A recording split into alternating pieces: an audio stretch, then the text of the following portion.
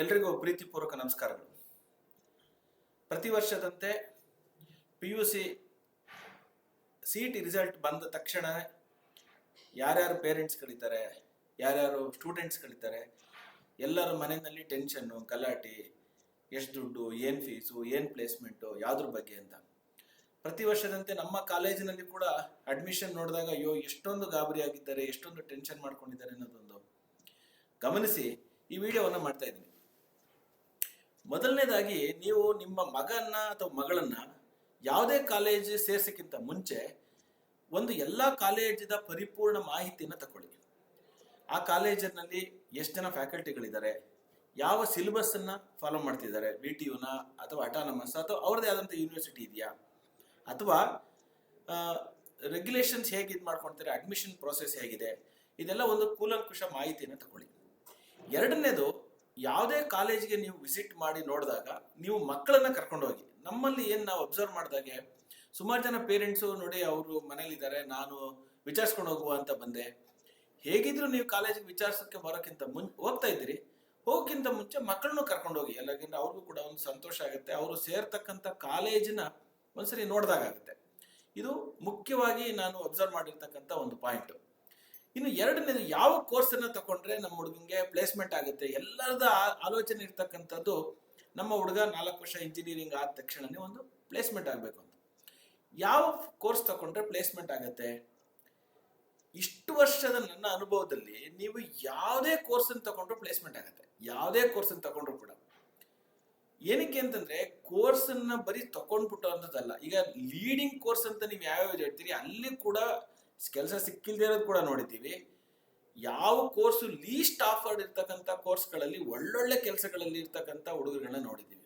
ಯಾಕೆ ಅಂತಂದ್ರೆ ಹುಡುಗ 4 ವರ್ಷದಲ್ಲಿ ಎಷ್ಟು ಪ್ರಾಜೆಕ್ಟ್ಗಳು ಮಾಡ್ತಾನೆ, ಎಷ್ಟು ಇಂಟರ್ನ್ಶಿಪ್ ಮಾಡ್ತಾನೆ, ಎಷ್ಟು ಅವನು ಹೊಸದಾಗಿ ಆಲೋಚನೆ ಮಾಡ್ತಾನೆ ಅನ್ನೋದ್ರ ಮೇಲೆ ಕೆಲಸ ಡಿಪೆಂಡ್ ಆಗುತ್ತೆ ಅಷ್ಟೇ. ಬಿಟ್ರೆ ಇವತ್ತಿನ ಕಾಲಘಟ್ಟದಲ್ಲಿ ಸಿಲೆಬಸ್ಸು ಅವ್ರು ಏನು ಯೂನಿವರ್ಸಿಟಿ ಕೊಟ್ಟಿರ್ತಾರೆ ಎಲ್ಲ ಹುಡುಗರಿಗೂ ಮೋರಾರ್ಲೆಸ್ ಓದ್ಕೊಂಡಿರ್ತಾರೆ. ಅಡಿಷನ್ ಆಗಿ ಅವ್ರು ಏನೇನಿಲ್ಲ ಅಸೋಸಿಯೇಷನ್ ಮಾಡ್ಕೊಳ್ತಾನೆ, ಎಕ್ಸ್ಟ್ರಾ ಏನು ಓದ್ಕೊಂಡಿರ್ತಾನೆ, ಅದ್ರ ಮೇಲೆ ಪ್ಲೇಸ್ಮೆಂಟ್ ಡಿಪೆಂಡ್ ಆಗಿರುತ್ತೆ. ಈಗ ಫಾರ್ ಎಕ್ಸಾಂಪಲ್ ಮೆಕ್ಯಾನಿಕಲ್, ಸಿವಿಲ್ಲು ಇವತ್ತಿನ ದಿವಸದಲ್ಲಿ ಎಷ್ಟೋ ಜನ ಅದು ಒಂಥರ ಏನು ನನಗೆ ಅದು ನನಗೆ ಅಂತ ಖುಷಿನೇ ಕೊಡುವಂಥ ಕೋರ್ಸ್ ಅಲ್ಲ ಅನ್ನೋ ಥರ ಯೋಚನೆ ಮಾಡಿರ್ತಕ್ಕಂಥವ್ರು, ನೀವು ಆಲೋಚನೆ ಮಾಡಿ. ನಿಮ್ಮ ಸುತ್ತಮುತ್ತ ಇರ್ತಕ್ಕಂಥ ರೋಡ್ಗಳಾಗಲಿ, ಮನೆಗಳಾಗಲಿ, ಅಥವಾ ನಿಮ್ಮ ಸುತ್ತಮುತ್ತ ಇರ್ತಕ್ಕಂಥ ಫ್ಯಾಕ್ಟ್ರಿಗಳಲ್ಲಿ ಪ್ರಾಡಕ್ಟ್ಗಳು ನಿಮಗೆ ದಿನನಿತ್ಯಕ್ಕೆ ಬೇಕಾಗಿರ್ತಕ್ಕಂಥ ಪ್ರಾಡಕ್ಟ್ಗಳನ್ನ ಕೊಡಿಸೋದೇ ಮೆಕ್ಯಾನಿಕಲ್ ಇಂಜಿನಿಯರಿಂಗ್ ಮತ್ತೆ ಸಿವಿಲ್ ಇಂಜಿನಿಯರಿಂಗ್. ಸೊ ಹಾಗಾಗಿ ಈ ಎರಡೂ ಬ್ರಾಂಚ್ಗಳಲ್ಲಿ ನಿಮಗೆ ಇವತ್ತಿನ ದಿನದಲ್ಲಿ ಅಥವಾ ಏನೋ ಒಂದು ಕಷ್ಟಕರವಾದ ಕೆಲಸ ಅಂತಿರ್ಬೋದು, ಆದರೆ ಅದ್ಯಾವುದು ಇಲ್ದೇನೆ ನಡೆಯೋಕ್ಕೆ ಸಾಧ್ಯವೇ ಇಲ್ಲ ಪ್ರಪಂಚದಲ್ಲಿ. ಅದೇ ರೀತಿ ಇವತ್ತು ನಮ್ಮ ಜೀವನದಲ್ಲಿ ಹಾಸುವಕ್ಕಾಗಿರ್ತಕ್ಕಂಥ ಮೊಬೈಲ್ ಟೆಕ್ನಾಲಜಿ ಇರ್ಬೋದು, ಕಂಪ್ಯೂಟರ್ಗಳಿರ್ತಕ್ಕಂಥದ್ದು, ಆ ಸಿಸ್ಟಮ್ ರಿಲೇಟೆಡ್ ಇರ್ತಕ್ಕಂಥದ್ದು ಎಲ್ಲ ಕಂಪ್ಯೂಟರ್ ಸೈನ್ಸಲ್ಲೇ ಬರ್ತದೆ. ಬಟ್ ಈ ವರ್ಷದಂತೂ ಒಂದು ಅತಿ ಹೆಚ್ಚಿನ ಗೊಂದಲ ಎಲ್ಲರಿಗೂ ಏನಂತಂದ್ರೆ, ಪ್ರತಿ ವರ್ಷ ಈಗ ಕಳೆದ 5-6 ವರ್ಷಗಳಲ್ಲಿ ಹೇಳ್ತಾ ಇದ್ರೆ ಏನಂತಂದ್ರೆ, ಕಂಪ್ಯೂಟರ್ ಸೈನ್ಸ್ ತಗೊಂಡ್ರೆ ನಮ್ಮ ಹುಡುಗ ಒಳ್ಳೆ ಕೆಲಸ ಸಿಗತ್ತೆ ಅನ್ಬಿಟ್ಟಂತ. ಅವನು ಫಸ್ಟ್ ಇಯರ್ ಸೇರ್ಕೊಂಡಾಗ ಕಂಪ್ಯೂಟರ್ ಸೈನ್ಸ್ ಲೀಡಿಂಗ್ ಇತ್ತು. ಇವತ್ತು 2026 ಅಲ್ಲಿ ಏನಾಗಿದೆ, ಕಂಪ್ಯೂಟರ್ ಸೈನ್ಸು ಸ್ವಲ್ಪ ಪ್ಲೇಸ್ಮೆಂಟ್ ಕಡಿಮೆ ಆಗಿದೆ. ಸ್ವಲ್ಪ ಹಂಗಂತ ಏನು ತೀರಾ ಏನು ಅವರು ಆಲೋಚನೆ ಮಾಡಿರೋಷ್ಟು ಕಡಿಮೆ ಏನಾಗಿಲ್ಲ, ಒಂದು ಸ್ವಲ್ಪ ಡೌನ್ ಆಗಿದೆ. ಮೆಕ್ಯಾನಿಕಲ್ ಅಂಡ್ ಸಿವಿಲ್ ಈಗಾಗಲೇ ಝೂಮ್ ಅಪ್ ಆಗಿದೆ. ಪ್ರತಿ 4 ವರ್ಷಕ್ಕೆ ಯಾವುದೋ ಒಂದು ಬ್ರಾಂಚಲ್ಲಿ ಲೀಡಿಂಗ್ ಇರ್ತದೆ, ಯಾವುದೋ ಒಂದು ಬ್ರಾಂಚು ಒಂದು ಸ್ವಲ್ಪ ಟ್ರೈಲಿಂಗ್ ಇರ್ತದೆ. ಆದರೆ ಈ ವರ್ಷ ಅಂತೂ ಇನ್ನೊಂದು ವಿಚಿತ್ರವಾದ ಒಂದು ಟ್ರೆಂಡ್ ಬರ್ತಾ ಇದೆ. ಏನಂತಂದ್ರೆ, ಅದು ಯಾವುದೋ ಎ ಕೋರ್ಸ್ ಇದೆಯಂತೆ, ಯಾವುದೋ AML ಕೋರ್ಸ್ ಅಂತ ಇದೆಯಂತೆ, ಅದು ತಗೊಂಡ್ರೆ ಮಾತ್ರ ಬದುಕೋದಂತೆ, ಇಲ್ಲದ್ರೆ ಸಾಧ್ಯವೇ ಇಲ್ಲ. ನೀವು ಕಂಪ್ಯೂಟರ್ ಸೈನ್ಸ್ ಅಂತೂ ಬೇಡ ಅನ್ನೋ ಲೆವೆಲ್ಗೆ ಹೋಗ್ತಾ ಇದ್ದಾರೆ. ಎಷ್ಟೋ ಜನ ಮಾಹಿತಿ ಕೊರತೆಯಿಂದಾಗಿ ಏನ್ ಮಾಡ್ತಿದ್ದಾರೆ, AML ಇದೆಯಾ, ಸೀಟ್ ತಗೋತೀವಿ, ಇಲ್ಲಾಂದ್ರೆ ನಾವು ಬರೋದೇ ಇಲ್ಲ ಅನ್ನೋ ಒಂದು ಆಲೋಚನೆ ಮಾಡ್ತಿದ್ದಾರೆ. ನೀವೆಲ್ಲ ಆಲೋಚನೆ ಮಾಡ್ಬೇಕಾಗಿರೋದು, ನೀವೆಲ್ಲ ಥಿಂಕ್ ಮಾಡ್ಬೇಕಾಗಿರೋದು ಏನಂತಂದ್ರೆ, ಈ AML ಕೋರ್ಸ್ ಇರ್ಬೋದು, data science, cloud, IoT, cyber security, data science, ಈ ತರ ಸುಮಾರು ಹಲವಾರು ಕೋರ್ಸ್ಗಳು ಏನೇನಿದೆ ಅವೆಲ್ಲದೂ ಕೂಡ ಕಂಪ್ಯೂಟರ್ ಸೈನ್ಸ್ ಅಲ್ಲೇ. ಮತ್ತೆ ಅಲ್ಲೆಲ್ಲ 90% ಕಾಮನ್ ಸಿಲೆಬಸ್ ಓದುವಂಥದ್ದು ಅವರೆಲ್ಲರೂ. ಯಾವುದೇ ಇನ್ಫಾರ್ಮೇಶನ್ ಸೈನ್ಸ್ ಇರ್ಬೋದು, ಕಂಪ್ಯೂಟರ್ ಸೈನ್ಸ್ ಇರ್ಬೋದು, ಡೇಟಾ ಸೈನ್ಸ್ ಇರ್ಬೋದು, AI ಅಥವಾ ML, ಯಾವುದೇ ಕೋರ್ಸ್ಗಳಲ್ಲಿ ಕೂಡ ಸಿಲೆಬಸ್ 90% ಕಾಮನ್ ಇರ್ತದೆ. ಹಾಗಾಗಿ ವೇರಿಯೇಷನ್ ಓದಿರ್ತಕ್ಕಂಥದ್ದು ಬರೀ 10% ವೇರಿಯೇಷನ್ ಇದ್ದಾಗ ನೀವು ಬರೀ ಯಾವುದೋ ಒಂದು ಸ್ಪೆಸಿಫಿಕ್ ಕೋರ್ಸಲ್ಲಿ ತುಂಬಾ ಎತ್ತರ ಮಟ್ಟಕ್ಕೆ ಹೋಗ್ಬಿಡ್ತೀವಿ ಅನ್ನೋದನ್ನ ನೀವು ಆಲೋಚನೆ ಮಾಡಬೇಡಿ. ಕಂಪ್ಯೂಟರ್ ಸೈನ್ಸ್ ರಿಲೇಟೆಡ್ ನಿಮ್ಗೆ ಆಸಕ್ತಿ ಇದ್ರೆ, ಆಸಕ್ತಿ ಇದ್ರೆ ಕಂಪ್ಯೂಟರ್ ಸೈನ್ಸ್ ತಗೊಳ್ಳಿ, ಆಸಕ್ತಿ ಇದ್ರೆ ಇನ್ಫಾರ್ಮೇಶನ್ಸ್ ತಗೊಳ್ಳಿ, ಆಸಕ್ತಿ ಇದ್ರೆ ಡೇಟಾ ಸೈನ್ಸ್ ತಗೊಳ್ಳಿ. ಅಂದ್ರೆ ಯಾವ ಕೋರ್ಸು ಯಾವುದೇ ಕಾಲೇಜಲ್ಲಾಗಲಿ ನಿಮಗೆ ಸೂಕ್ತವಾಗಿರ್ತಕ್ಕಂಥ ಕಾಲೇಜಲ್ಲಿ ನಿಮಗೆ ಆಸಕ್ತಿ ಇದ್ರೆ ಕಂಪ್ಯೂಟರ್ ಸೈನ್ಸ್ ರಿಲೇಟೆಡ್ ಯಾವ ಕೋರ್ಸ್ ತಗೊಂಡ್ರು ಕೂಡ they are all more or less ಒಂದೇನೆ.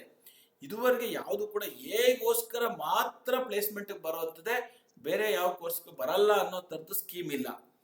ಹೆಚ್ಚಿನ ಅಂಶ ಕಂಪ್ಯೂಟರ್ ಸೈನ್ಸ್ ಮತ್ತೆ ಬೇರೆ ಬ್ರಾಂಚ್ಗಳಿಗೆ ವ್ಯತ್ಯಾಸ ಇರ್ತದೆ. ಫಾರ್ ಎಕ್ಸಾಂಪಲ್ ಎಲೆಕ್ಟ್ರಾನಿಕ್ಸ್ಗೂ ಕಂಪ್ಯೂಟರ್ ಸೈನ್ಸ್ಗೂ ಅಜಗಜಾಂತರ ವ್ಯತ್ಯಾಸ ಇದೆ.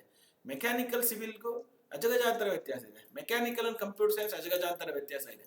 ಆದ್ರೆ ಕಂಪ್ಯೂಟರ್ ಸೈನ್ಸ್ ಅಲ್ಲಿ ಇರ್ತಕ್ಕಂಥ ಒಂದು 20 ತರದ ಏನು ಸ್ಪೆಷಲೈಸ್ಡ್ ಕೋರ್ಸ್ಗಳಿದೆ, ಆ ಕೋರ್ಸ್ಗಳಲ್ಲಿ ಅಂತ ವ್ಯತ್ಯಾಸ ಇಲ್ಲ. ಪ್ಲೇಸ್ಮೆಂಟ್ ಅಲ್ಲೂ ಕೂಡ ಒಂದೇ ರೀತಿ ಇರ್ತದೆ.